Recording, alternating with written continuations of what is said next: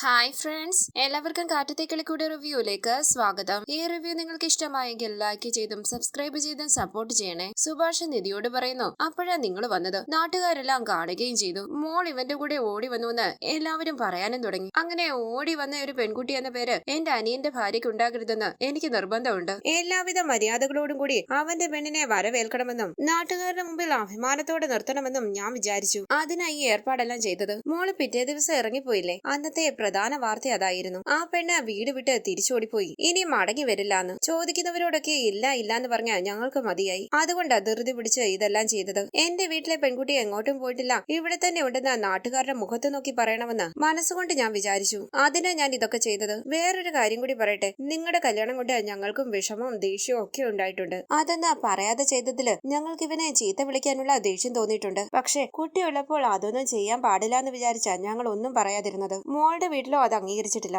ഞങ്ങൾ കൂടി എതിർത്താൽ പിന്നെ നിങ്ങൾ എങ്ങോട്ട് പോകും? അതുകൊണ്ട് ഞങ്ങൾക്ക് വിഷമം ഉണ്ടെങ്കിലും ദേഷ്യം ഉണ്ടെങ്കിലും പരസ്പരം സ്നേഹിച്ച നിങ്ങളുടെ കൂടെ നിൽക്കാൻ ഞങ്ങൾ തീരുമാനിച്ചത്. നോക്ക്, അതുകൊണ്ട് ഇതൊക്കെ ഏർപ്പാട് ചെയ്തത്. ഇത് മോൾക്കൊരു സപ്പോർട്ട് ആകുമെന്ന് കരുതി. പക്ഷെ അത് നിന്നെ ഇത്രമാത്രം സങ്കടപ്പെടുത്തുമെന്ന് ഞാൻ വിചാരിച്ചില്ല മോളെ. നിധി പറയുന്നു, ചേട്ടാ എനിക്കെങ്ങനെ വിളിക്കാലോ അല്ലേ? സുഭാഷ് പറയുന്നു, അതിനെന്താ മോളെ, അങ്ങനെ തന്നെയല്ലേ വിളിക്കേണ്ടത്? നിധി പറയുന്നു, ഇതുപോലെ എനിക്കും ഒരു ചേട്ടനുണ്ട്. സുഭാഷ് പറയുന്നു, ഇവിടെ എന്ന ആളുകളെയും കൂട്ടി വന്ന ആളല്ലേ? നിധി പറയുന്നു, അതെ, ഈ കല്യാണം കാരണം എന്റെ ചേട്ടൻ എന്നെ വെറുത്തുപോയി. ശത്രുവിനെ പോലെയാ കാണുന്നത്. കൊന്നുകളഞ്ഞില്ലാന്നേ ഉള്ളൂ, പക്ഷെ ആ മനസ്സിൽ ഞാൻ മരിച്ചു. എന്റെ വീട്ടിൽ എല്ലാവരും എന്നെ വെറുത്തു. എന്റെ അച്ഛനെ ഒരു തവണയൊന്ന് കാണാൻ സമ്മതിക്കണമെന്ന് ഞാൻ എത്ര തവണ കെഞ്ചിയെന്നറിയുമോ? പട്ടിയെ ഓടിച്ചു വിടുന്നത് പോലെയാ എന്നെ ഓടിച്ചു വിട്ടത്. എന്റെ കുടുംബം മുഴുവൻ എന്നെ കൈവിട്ടു. എന്നാ മറിച്ച് നിങ്ങൾ സുധീഷിനെ ഒന്നും പറഞ്ഞില്ല. സുധീഷിന് വേണ്ടി ഇതൊക്കെ ചെയ്തു. എന്റെ കുടുംബമോ എനിക്കില്ല. ഈ കുടുംബം എന്റെ കൂടെ ഉണ്ടെന്ന് എന്നെ ബോധ്യപ്പെടുത്താൻ നിങ്ങൾ എല്ലാവരും ശ്രമിക്കുന്നുണ്ട്. അതൊക്കെ എനിക്ക് വലിയ കാര്യം തന്നെയാ. എനിക്ക് നിങ്ങളോടൊക്കെ സ്നേഹവും ബഹുമാനവും ഒക്കെ ഉണ്ട്. ഞങ്ങൾ വന്ന് അന്ന് ഇറങ്ങിപ്പോകാൻ പറഞ്ഞിരുന്നെങ്കിൽ ഞാൻ എന്ത് ചെയ്യുമായിരുന്നു എന്ന് എനിക്കറിയില്ല. പക്ഷെ നിങ്ങൾ അത് ചെയ്തില്ല.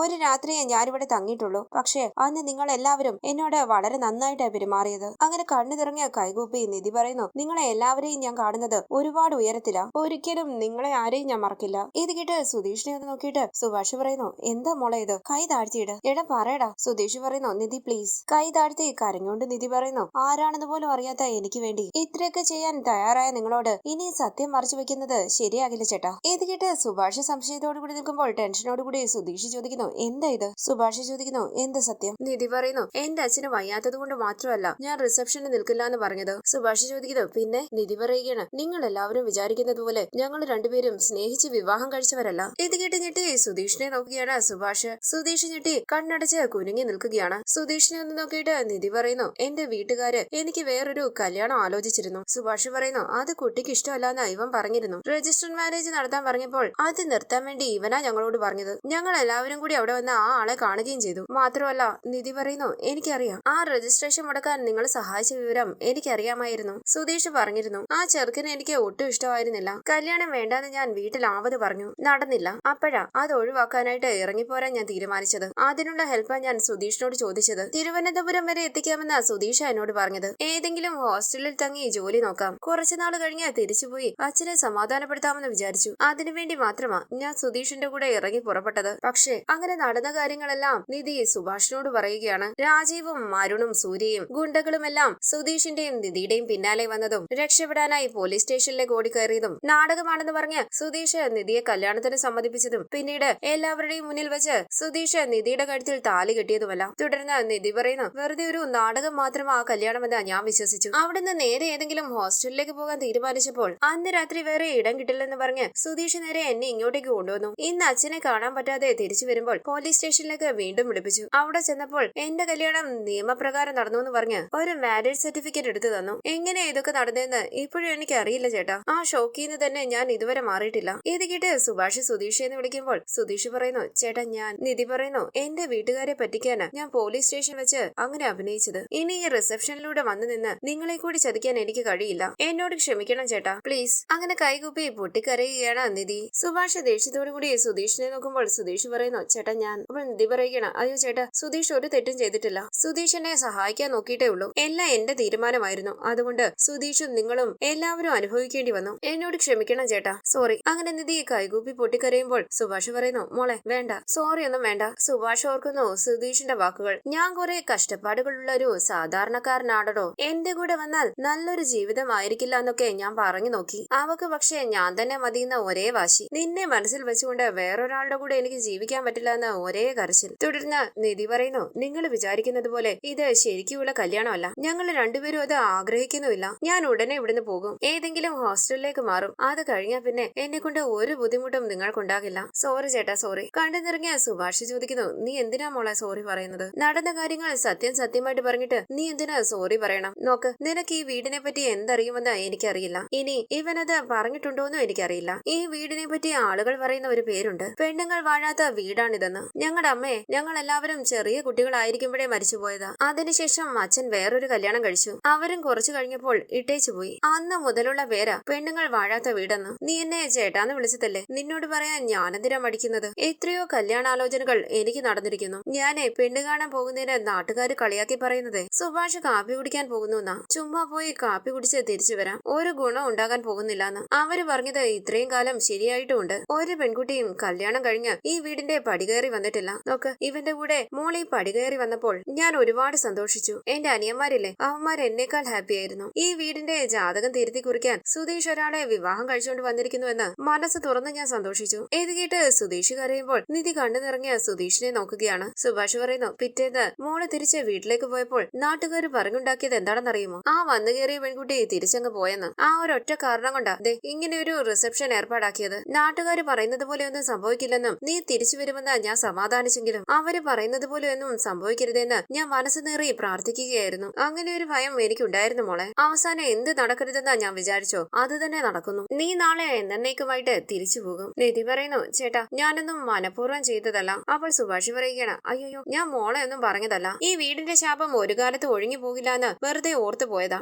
മുറ്റത്ത് കൂടിയിരിക്കുന്ന ആളുകളില്ലേ, അവര് വന്നിട്ടുള്ളത് നിങ്ങളുടെ വിവാഹ ജീവിതത്തിനെ ആശീർവദിക്കാനാണെന്നാണോ വിചാരിച്ചിട്ടുള്ളത്? അല്ല, ഈ വീട്ടിൽ ഒരു കാലത്തും നല്ലത് നടക്കാനേ പോകുന്നില്ല. അത് ഇന്ന് തന്നെ തുലങ്ങിയ നാശമാകുന്നത് നേരിട്ട് കാണാനുള്ള ആഗ്രഹവുമായിട്ട് വന്നതാ ഒരു വിഭാഗം ആളുകളും. സമയം വൈകിയില്ലേ, ഇപ്പോഴേ അവരത് ഉറപ്പിച്ചു കാണും. നോക്ക്, ഞാൻ ചെന്ന് ഈ റിസപ്ഷൻ നടക്കില്ല എന്ന് പറയേണ്ട താമസമേ ഉള്ളൂ. അവരത് ആഘോഷമാക്കുന്നത് മോൾക്ക് ഇവിടെ ഇരുന്ന് കേൾക്കാം. ആദ്യ ദിവസം നിങ്ങൾ ഇങ്ങോട്ട് വന്നപ്പോൾ എന്റെ അനിയന്മാര് പടക്കം പൊട്ടിച്ച് ആഘോഷിച്ചില്ലേ, അതിലും വലിയ ആഘോഷമായിരിക്കും ഇന്ന്. ഇത് കേട്ട് കരഞ്ഞുകൊണ്ട് നിധി പറയുന്നു, സോറി. സുഭാഷ് ചോദിക്കുന്നു, മോളെ എന്തിന്? ഇതില് നിന്റെ കയ്യിൽ തെറ്റൊന്നും ഇല്ല മോളെ. ഈ വീടിന്റെ യോഗം അത് വിട്ടേക്ക്. രണ്ടുപേർ ആദ്യം പോയി, ഇപ്പൊ മൂന്നാമത് നീ. ആളുകൾക്ക് ഫ്രഷ് ആയിട്ട് ഒരു കാര്യം കൂടി കിട്ടി, അത്രേ ഉള്ളൂ. അതിന് ഞാൻ നിന്നെ കുറ്റം പറയത്തൊന്നുമില്ല കേട്ടോ. എനിക്ക് എന്റെ 3 അനിയന്മാരെ കുറിച്ച് വിഷമമുള്ളൂ. ഈ കല്യാണം കഴിഞ്ഞാൽ തലവര മാറിപ്പോകുന്നു വിചാരിച്ചതാ. പക്ഷേ അവസ്ഥയുണ്ടല്ലോ, അത് ആദ്യത്തേനേക്കാളും മോശമായി പോയി എന്ന് മാത്രം. കരഞ്ഞുകൊണ്ട് സുധീഷ് പറയുന്നു, സുഭാഷേട്ടാ സോറി. സുഭാഷേട്ടാ ഞാൻ ആദ്യം തന്നെ എല്ലാം പറഞ്ഞാ മതിയായിരുന്നു. സോറി സുഭാഷേട്ടാ, ഞാൻ കാല് പിടിച്ച് മാപ്പ് പറയാം. അങ്ങനെ സുധീഷ് പൊട്ടിക്കരഞ്ഞുകൊണ്ട് സുഭാഷിന്റെ കാല് പിടിക്കാനായി വരുമ്പോൾ എടാന്ന് വിളിച്ച്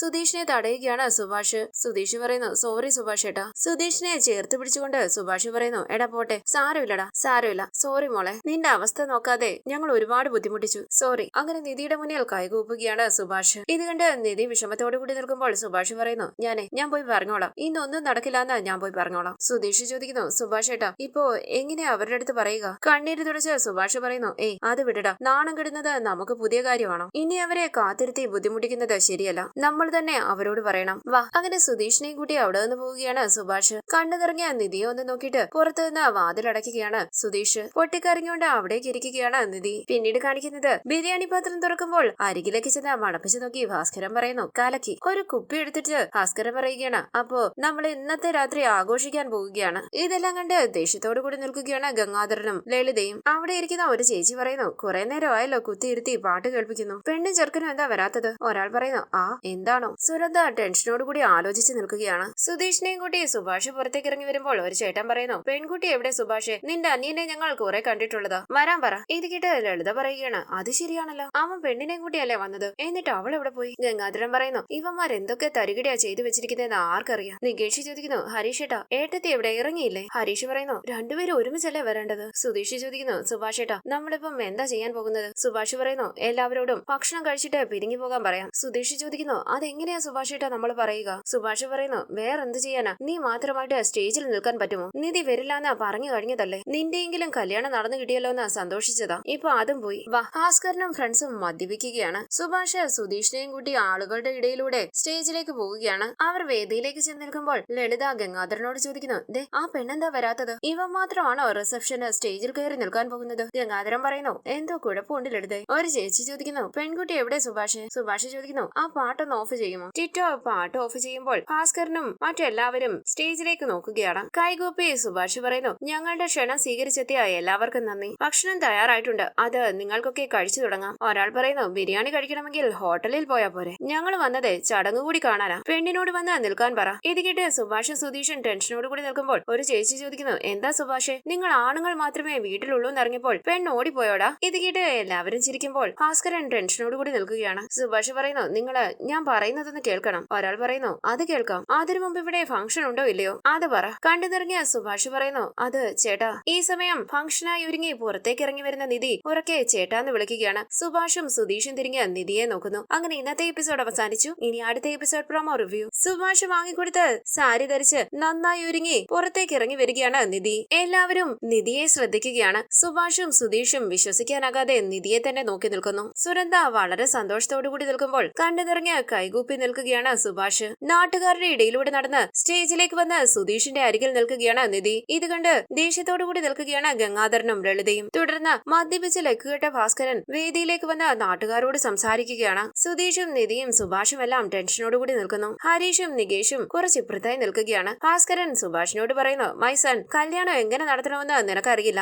കാരണം നിനക്ക് അനുഭവ വക്തുതയില്ല. But I have. ഡാഡി കാണിച്ചു തരാമടാ. ഇത് കേട്ട് ടെൻഷനോടുകൂടി നിൽക്കുകയാണ് എല്ലാവരും. സുഭാഷ് നിധിയെയും സുധീഷിനെയും നോക്കുന്നു. ഭാസ്കരൻ പറഞ്ഞത് പ്രകാരം ഹാരമെടുത്ത് വിഷമത്തോടുകൂടി നിൽക്കുകയാണ് സുധീഷും നിധിയും. ഭാസ്കരന്റെ വാക്കുകൾ കേട്ട് സുധീഷ് നിധിയുടെ കഴുത്തിലേക്ക് ഹാരം അണിയിക്കുകയാണ്. നിധിയും സുധീഷിന്റെ കഴുത്തിലേക്ക് ഹാരം അണിയിക്കുന്നു. അവർ കണ്ണു നിറങ്ങിയ മുഖത്തോട് മുഖം നോക്കുമ്പോൾ ഒരു താലിയുമായി അവിടേക്ക് വന്ന ഭാസ്കരൻ പറയുന്നു, എന്റെ മകൻ അവന്റെ അച്ഛൻ എടുത്തു കൊടുത്ത താലി അവന്റെ ഭാര്യയുടെ കഴുത്തിൽ കെട്ടാൻ പോകുക. ഇത് കേട്ട് സന്തോഷത്തോടു കൂടി നിൽക്കുകയാണ് നികേഷും ഹരീഷും. തടയാനാകാതെ വിഷമത്തോടു കൂടി നിൽക്കുകയാണ് സുഭാഷ്. തുടർന്ന് ഭാസ്കരന്റെ വാക്കുകൾ കേട്ട് താലി വാങ്ങി നിധിയുടെ കഴുത്തിൽ കെട്ടുകയാണ് സുധീഷ്. നിധി കണ്ണു നിറഞ്ഞ് സുധീഷിനെ നോക്കുന്നുണ്ട്. ഇതെല്ലാം കണ്ട് ടെൻഷനോടുകൂടി നിൽക്കുകയാണ് സുഭാഷ്. വരാനിരിക്കുന്ന എപ്പിസോഡ് വിശേഷങ്ങളുമായി വീണ്ടും കാണാം. Thank you for watching. Please subscribe, like, share my channel.